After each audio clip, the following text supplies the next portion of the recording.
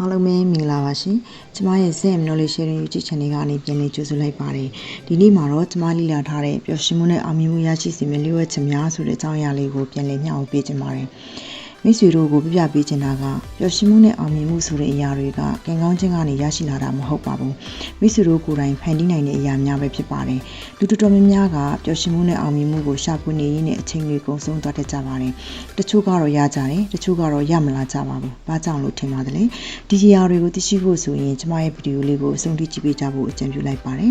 ဒီနေရာမှာနောက်ထပ်အကြံပြုချင်တာတစ်ခုကတော့ကျမရဲ့ channel လေးကို like and subscribe လုပ်ရသေးဘူးဆိုရင်လည်း like and subscribe လုပ်ပေးကြဖို့အကြံပြုလိုက်ပါတယ်ရှင်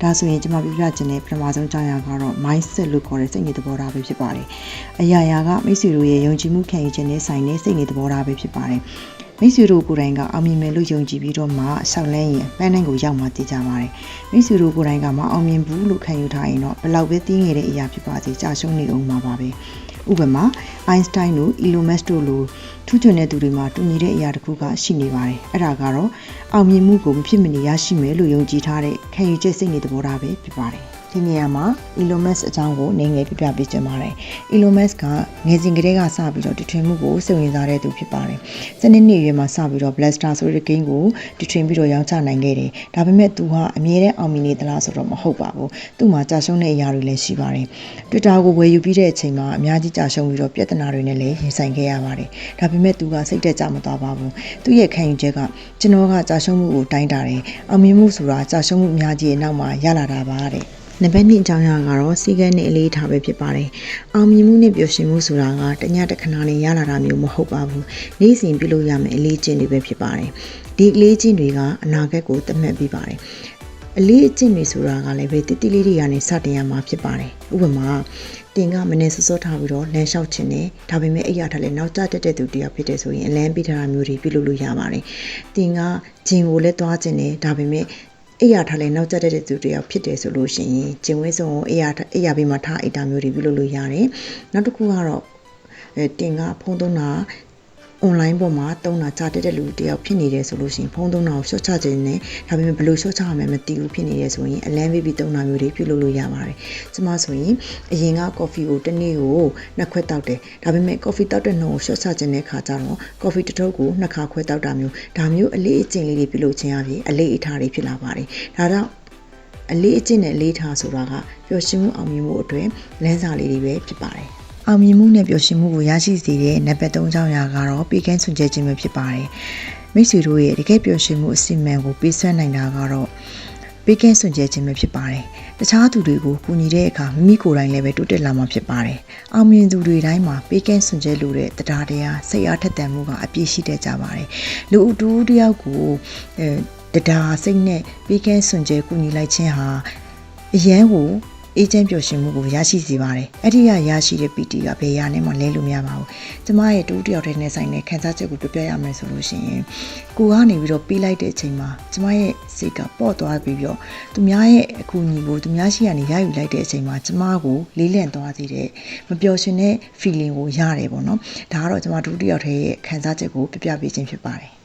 အရှင်ချင်းနဲ့အောင်မြင်ခြင်းကိုပေးနိုင်တဲ့နံပါတ်4အကြောင်းအရာကတော့ကျေးဇူးတင်တဲ့စိတ်ထားရှိရပါမယ်။ကျမတို့မှာရှိနေတဲ့တင်းငယ်တဲ့အရာလေးတွေကိုကျမတို့ကကျေးဇူးတင်ဖို့မိနေတတ်ကြပါတယ်။ဥပမာလှုပ်ရှားနိုင်တဲ့ကျမတို့ရဲ့လက်တွေသွားလာနိုင်တဲ့ကျမတို့ရဲ့ခြေထောက်တွေဒါတွေကိုကျမတို့ကကျေးဇူးတင်တတ်ရပါမယ်။ပုံမှန်အသက်ရှူခွင့်ပေးနေတဲ့တဘာဝလီလူကြီးကိုလည်းကျေးဇူးတင်တတ်ရမယ်။ကျမစွာနှုတ်ထားနိုင်တဲ့ကျမတို့ရဲ့ခန္ဓာကိုယ်ကိုလည်းကျမတို့ကျေးဇူးတင်တတ်ရပါမယ်။ဒီလိုပုံနှိမ့်စဉ်ကြုံတွေ့နေရတဲ့တင်းငယ်တဲ့အရာလေးတွေကနေစပြီးတော့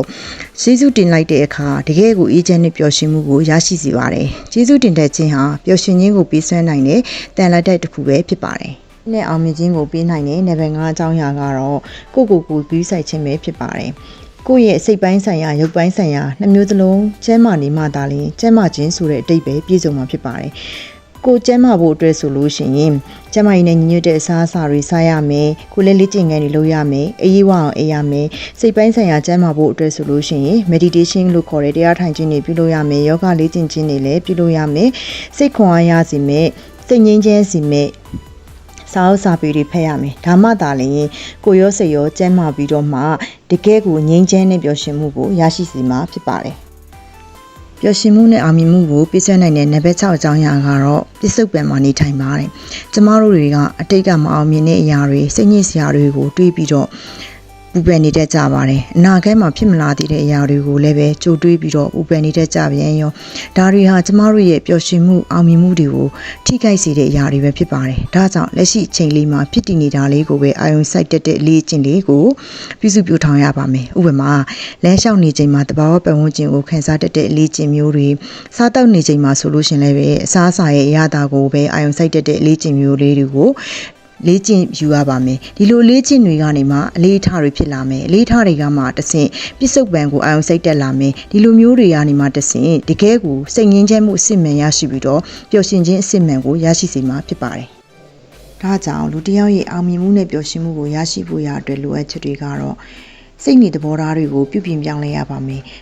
ဇွဲလုံးလောက်ရိယအပြည့်နဲ့လည်းစူးစမ်းဖို့လိုအပ်ပါတယ်။ကိုယ့်ရဲ့အလေးထားအစည်းကမ်းတွေကိုလည်းပဲတင်းငယ်တဲ့အရာတွေကနေစပြီးတော့တိဆောက်ရပါမယ်။တခြားသူတွေကိုလည်းပဲကုညီဖိမနိုင်ရပါမယ်။မအောင်မြင်သေးဘူးဆိုရင်လည်းပဲဒီမအောင်မြင်တဲ့အရာတွေကနေသင်ခန်းစာတွေယူပြီးတော့တိုးတက်လာနိုင်တယ်ဆိုတာကိုနားလည်ပြီးတော့မစုံမနစ်စူးစမ်းဖို့လိုအပ်ပါတယ်။အောင်မြင်ခြင်းမအောင်မြင်ခြင်းဆိုတာသင်္ချာမဟုတ်ပါဘူး။အားထုတ်စူးစမ်းလိုတဲ့စိတ်မစုံမနစ်စူးစမ်းလိုတဲ့စိတ်နေသဘောထားအပြည့်ရှိဖို့ပဲလိုအပ်ပါတယ်လို့အကြံပြုရေးသားထားပါတယ်။ဒီနေ့မှာကျွန်မမျှဝေပေးတဲ့အောင်မြင်မှုနဲ့ပျော်ရွှင်မှုဆိုင်ရာလိုအပ်ချက်တွေအကြောင်းအရာတွေကိုမိတ်ဆွေတို့သဘောကျနှစ်သက်တယ်ဆိုလို့ရှိရင်ကျွန်မရဲ့ channel လေးကို like and subscribe လုပ်ပေးကြဖို့အကြံပြုလိုက်ပါတယ်။နောက်ထပ်စိတ်ဝင်စားဖွယ်ပို့တူရရဝယ်ဗီဒီယိုတွေကိုလည်းပဲတင်ဆက်ပေးမှာဖြစ်လို့ကျွန်မရဲ့ channel လေးကို like and subscribe လုပ်ပြီးစောင့်မျှော်ကြည့်ရှုကြဖို့လည်းထပ်မံတိုက်တွန်းလိုက်ပါတယ်ရှင်။အားလုံးကိုကျေးဇူးတင်ပါတယ်။